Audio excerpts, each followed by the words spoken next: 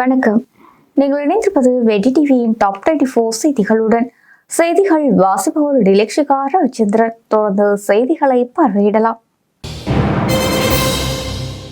எதிர்வரும் உள்ளூராட்சி மன்ற தேர்தலில் வேட்பாளர் ஒருவர் பிரச்சாரத்துக்காக வாக்காளர் ஒருவருக்கு செலவிடக்கூடிய தொகை தொடர்பான வர்த்தமானி அறிவித்தல் எதிர்வரும் நாட்களில் வெளியிடப்பட உள்ளது.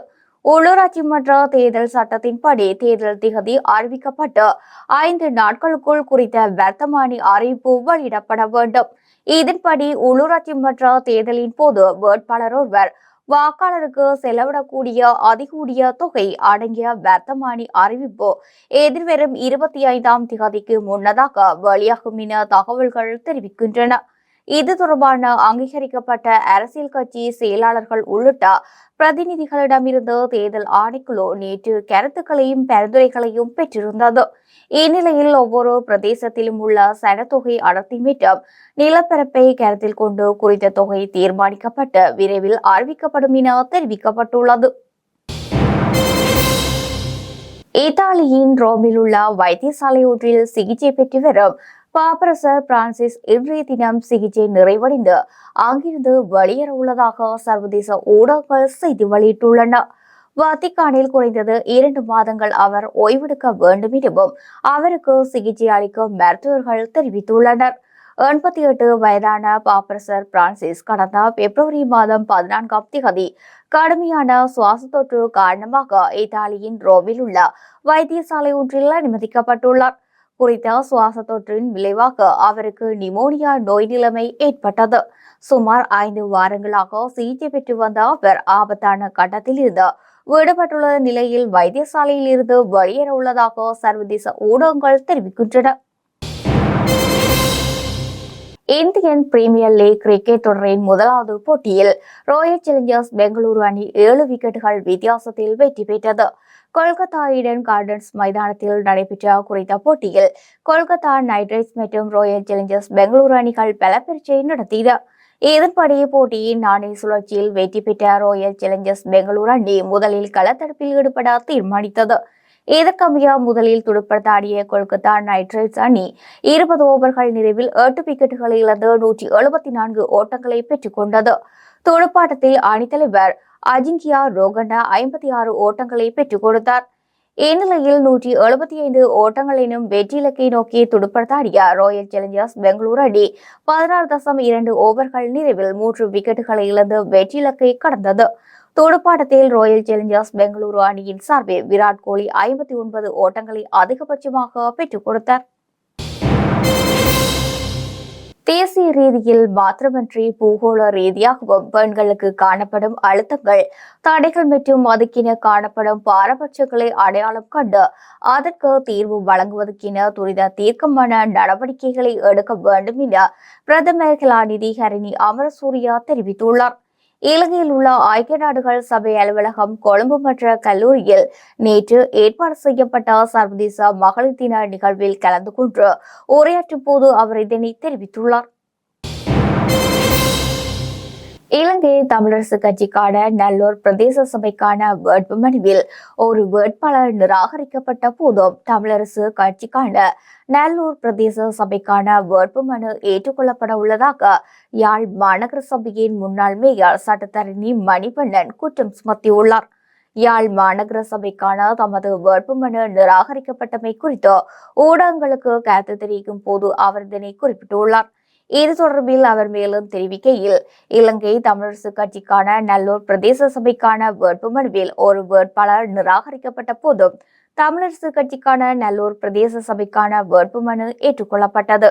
இது கவலைக்குரிய விடயம். 2023ஆம் ஆண்டு திருத்தப்பட்ட உள்ளூராட்சி மன்ற தேர்தல் திருத்த சட்டத்தில் 31 உபப்பிரிவு 3 சொல்கின்றது. ஒருவர் கையொப்பமிடவில்லை என்றால் நிராகரிக்க முடியாது என சொல்கின்றது. நிராகரிக்கப்பட முடியாது என சொல்லப்பட்ட சட்டத்தை வைத்து எனது வேட்புமனுவை நிராகரித்துள்ளனர். குறித்த சட்டத்தில் 31 உபப்பிரிவு 1 எப்பொழுதும் வேட்புமனு நிராகரிக்கப்படலாம் என சொல்கிறது. அதன்படி குறித்த சட்டப்பிரிவில் பி பிரிவில் மொத்த எண்ணிக்கை கொண்ட வேட்பாளர் வழங்கப்படாத விடுத்து குறித்த வேட்புமனு நிராகரிக்கப்படலாம். தேசிய போதனாவியல் டிப்ளோமா தாரிகைகளை இலங்கை ஆசிரியர் சேவையில் இணைப்பதற்கான தகவல்களை பெற்றுக்கொள்ளும் நடவடிக்கை ஆரம்பிக்கப்பட்டுள்ளன. தேசிய கல்வியற் கல்லூரிகளில் பாடநெறிகளை தொடர்ந்து பயிலுநர்களுக்கு நியமனம் வழங்குவதற்கான தகவல் நிகழ்நிலை முறை மூலம் பெறப்படும் என கல்வி அமைச்சு தெரிவித்தது. அதற்கமைய teacher.moe.government.lk எனும் இணையதளத்துக்குள் பிரவேசித்து அதில் வழங்கப்பட்டுள்ள ஆலோசனைகளின் பிரகாரம் எதிர்வரும் 28ஆம் தேதி வரையில் விண்ணப்பங்களை சமர்ப்பிக்க முடியும். மட்டக்களப்பு மாவட்ட சமாதான நீதவான்கள் சமூக மேம்பாட்டு மையத்தின் விசேட இப்தார் நிகழ்வு காத்தான்குடி பிரதேச செயலக மாநாட்டு மண்டபத்தில் நேற்றைய தினம் நடைபெற்றது. அகில இலங்கை சமாதான நீதவானும் சிரேஷ்ட ஊடகவியலாளரும் மட்டக்களப்பு மாவட்ட சமாதான நீதவான் சமூக மேம்பாட்டு மையத்தின் தலைவருமாகிய சமஸ்ரீ தேசமானிய உதயகாந்தன் தலைமையில் இடம்பெற்ற நிகழ்வில் பிரதம அதிதியாக மட்டக்களப்பு மாவட்ட அரசாங்க அதிபரும் மாவட்ட செயலாளருமான ஜெஸ்டினா ஜூலோகா முரளிதரன் கலந்து கொண்டார். கிளிநொச்சி பரந்தன் குமரபுரம் பகுதியில் உள்ள வீடொன்றில் இருந்த ஹெரோயின் மற்றும் ஐஸ் போதைப் பொருள் மீட்கப்பட்டுள்ளதுடன் 3 சந்தேக நபர்கள் கைது செய்யப்பட்டுள்ளனர். கிளிநொச்சி போலீசாருக்கு கிடைத்த ரகசிய தகவலை அடுத்து பரந்தன் குமரபுரம் பகுதியில் உள்ள வீடொன்றில் இருந்து 20.7 கிராம் ஐஸ் மற்றும் 5 கிராம் 75 மில்லி கிராம் ஹெரோயின் என்பன கிளிநொச்சி போலீசாரால் மீட்கப்பட்டுள்ளது. அத்துடன் சந்தேகத்தின் பேரில் 3 பேர் கைது செய்யப்பட்டதுடன் மோட்டார் சைக்கிள் ஒன்றும் 4 கையடக்க தொலைபேசிகளும் மீட்கப்பட்டுள்ளன. அக்கரைப்பற்று போலீஸ் பிரிவுக்குட்பட்ட அகத்திக்குளம் பிரதேசத்தில் வயலில் உழுது கொண்டிருந்த உழவு இயந்திரத்தில் இருந்த தவறி விழுந்திருக்கலாம் என கருதப்படும் 16 வயது இளைஞன் கலப்பையில் சிக்கொண்டு உடல் நசுங்கி பரிதாபமாக உயிரிழந்துள்ளார். உயிரிழந்த இளைஞன் கண்ணகி கிராமத்தை சேர்ந்த ஜெரோசன் என அடையாளம் காணப்பட்டுள்ளார். குறித்த இளைஞன் குடும்பத்தில் மூத்த பிள்ளை என்பதுடன் 2 சகோதரிகளுடன் வாழ்ந்து வருவதுடன் கடந்த 1 வருடத்துக்கு மேலாக பாடசாலையில் இருந்து இடைவிலகி பல்வேறு தொழில் புரிந்து வந்துள்ளார். இந்நிலையில் உளவு இயந்திர சாரதியாக வேண்டும் எனும் ஆசையில் நெருங்கிய நண்பர் ஒருவரது உளவு இயந்திரத்தில் பயிற்சி பெற்று வந்துள்ளார்.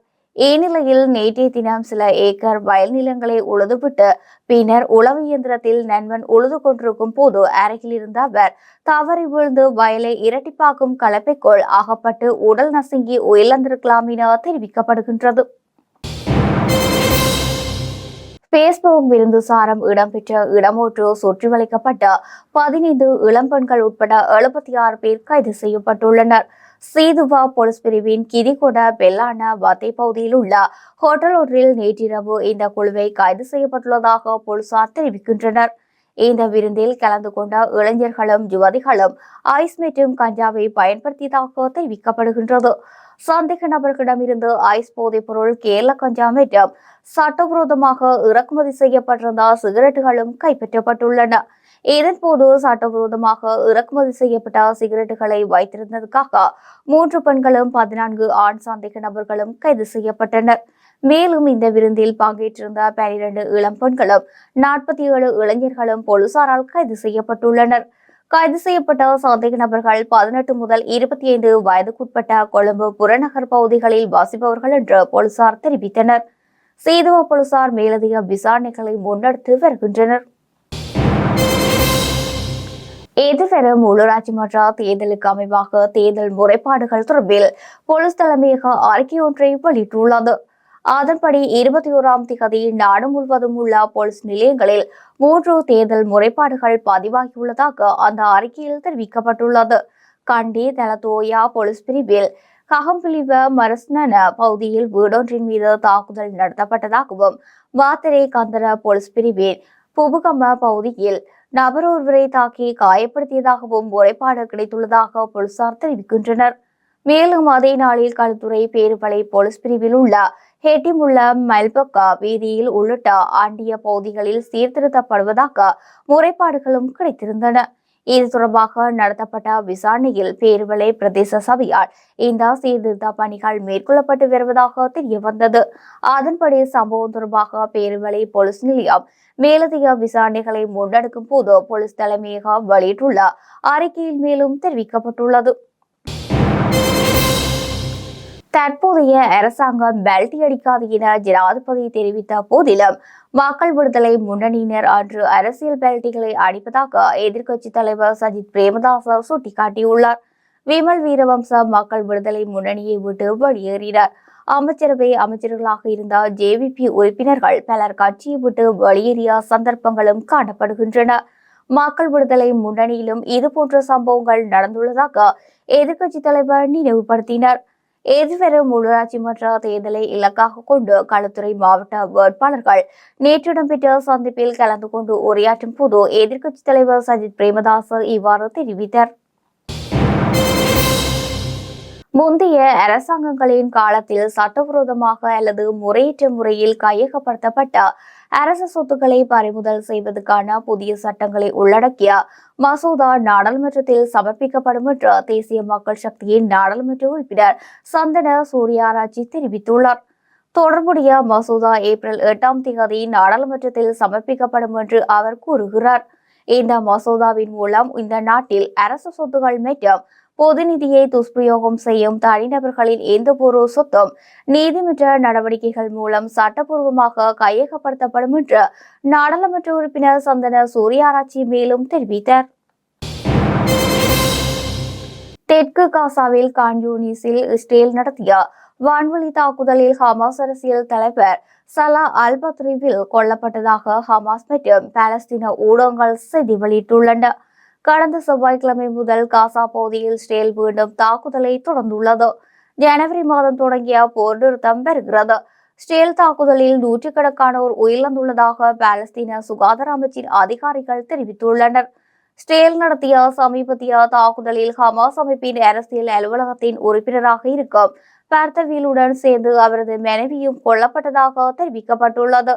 இதே செய்தியை ஹமாஸ் ஆதரவு ஊடகங்களும் வெளியிட்டுள்ளதாக தெரிவிக்கப்பட்டுள்ளது. உள்ளூராட்சி தேர்தல் எதிர்கொள்வது தொடர்பில் இலங்கை தமிழரசு கட்சியின் முல்லைத்தீவு மாவட்ட நிர்வாகத்தினரும் முல்லைத்தீவு மாவட்ட உள்ளூராட்சி சபை தேர்தலில் போட்டியிடும் இலங்கை தமிழரசு கட்சியின் வேட்பாளர்களுக்கும் இடையில் நேற்று கலந்துரையாடல் இடம்பெற்றது. அந்த வகையில் இலங்கை தமிழரசு கட்சியின் முல்லைத்தீவு மாவட்ட செயலாளரும் வன்னி மாவட்ட பாராளுமன்ற உறுப்பினருமான துரைராசா ரவிகரன் அவர்களின் தலைமையில் இடம்பெற்ற இந்த கலந்துரையாடல்களில் முல்லைத்தீவு மாவட்டத்தில் உள்ள கரைத்துறை பெற்று புதுக்குடியிருப்பு துடிக்காய் மாந்தை கிழக்கு ஆகிய 4 உள்ளூராட்சி சபைகளிலும் போட்டியிடும் இலங்கை தமிழரசு கட்சியின் வேட்பாளர்கள் மற்றும் அந்தந்த பிரதேச இலங்கை தமிழரசு கட்சியின் முக்கியஸ்தர்கள் ஆகியோர் கலந்து கொண்டிருந்தனர். இந்த கலந்துரையாடலில் முல்லைத்தீவு மாவட்டத்தில் இலங்கை தமிழரசு கட்சி உள்ளூராட்சி மன்ற தேர்தலை எவ்வாறு எதிர்கொள்வது என்பது தொடர்பில் பேசப்பட்டதுடன் வேட்பாளர்கள் எவ்வாறு செயற்பட வேண்டும் என்பது தொடர்பிலான ஆலோசனைகளும் வழங்கப்பட்டன. அதோடு இதன்போது முல்லைத்தீவு மாவட்டத்தில் அனைத்து உள்ளூராட்சி சபைகளையும் இலங்கை தமிழரசு கட்சி கைப்பற்றுவதற்கான வியூகங்களும் வகுக்கப்பட்டமையும் குறிப்பிடத்தக்கது. வாழ்க்கை செலவுக்கமைய 6 மாதங்களுக்கு ஒரு முறை அரச உத்தியோகத்தர்களுக்கான சம்பளம் அதிகரிக்கப்படும் என அன்று கூறினர். ஆனால் இன்று எம்மால் இவ்வளவுதான் வழங்க முடியும் என்று அதற்கு முற்றுப்புள்ளி வைத்துவிட்டனர். வரவு செலவு திட்டத்தால் மக்கள் ஏமாற்றப்பட்டுள்ளனர் என ஸ்ரீலங்கா சுதந்திர கட்சியின் பொதுச் செயலாளர் துமிந்த திசாநாயக்கா தெரிவித்தார். உற்பத்தி திகதியின் அடிப்படையில் வாகனங்களை இறக்குமதி செய்யும் நடவடிக்கையினால் வாகன இறக்குமதி செயற்பாடுகளில் சிக்கல் ஏற்பட்டுள்ளதாக ஜப்பான் இலங்கை வணிக சம்மேளனத்தின் தலைவர் ஜகத் ராமநாயக்கா தெரிவித்துள்ளார். 4 வருடங்களின் பின்னர் வாகன சந்தையை திறப்பது தொடர்பில் குழு ஒன்றை அமைத்து ஆராயப்பட்டது. அந்த குழுவில் பதிவு செய்த திகதி என்பதற்கு மாறாக உற்பத்தி திகதியின் அடிப்படையில் வாகனங்களை இறக்குமதி செய்வது தொடர்பில் தீர்மானம் எடுக்கப்பட்டது. ஒரு பிள்ளையை பாடசாலைக்கு சேர்க்கும் போது அந்த பிள்ளையின் பிறந்த திகதி கணக்கில் கொள்ளப்படுகின்றதே தவிர அந்த பிள்ளை கருவில் உருவான திகதி கணக்கில் கொள்ளப்படுவதில்லை எனவும் அத்தகைய திகதியையும் எவராலும் நிச்சயமாக கூற முடியாது எனவும் அவர் குறிப்பிட்டுள்ளார். இந்த விடயத்திலும் அதே போல தீர்மானிக்கப்பட்டுள்ளது என்றார். இத்துடன் நமது டாப் 24 செய்திகள் நிறைவடைகின்றன. தொடர்ந்து இணைந்திருங்கள் வேட்டி டிவியின் லஞ்ச் பிரேக் செய்திகளுடன். வணக்கம்.